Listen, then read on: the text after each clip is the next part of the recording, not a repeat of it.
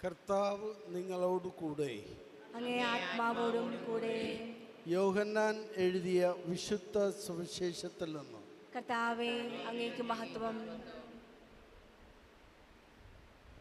വിശുദ്ധ യോഹന്നാൻ എഴുതിയ സുവിശേഷം 6-ാം അധ്യായം 30 മുതൽ 35 വരെയുള്ള തിരുവചനങ്ങൾ.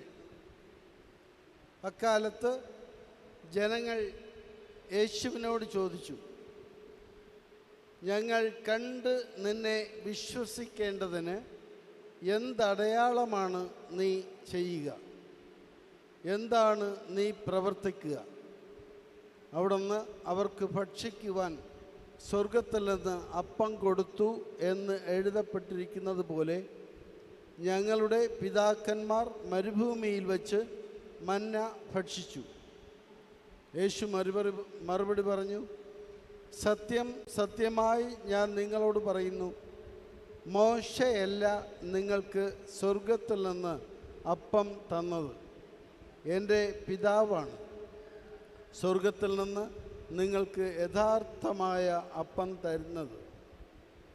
എന്തെന്നാൽ ദൈവത്തിൻ്റെ അപ്പം സ്വർഗത്തിൽ നിന്നിറങ്ങി വന്ന് ലോകത്തിന് ജീവൻ നൽകുന്നതത്രേ.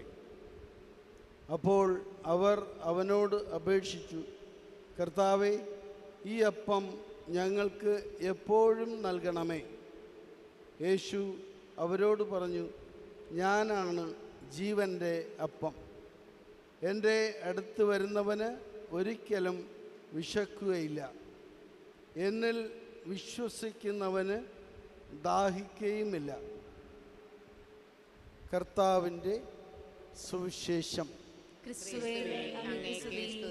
സുവിശേഷ വചനങ്ങൾ വഴി നമ്മുടെ പാപങ്ങൾ മോചിക്കപ്പെടട്ടെ. ആമേൻ. ഇരിക്കൂ.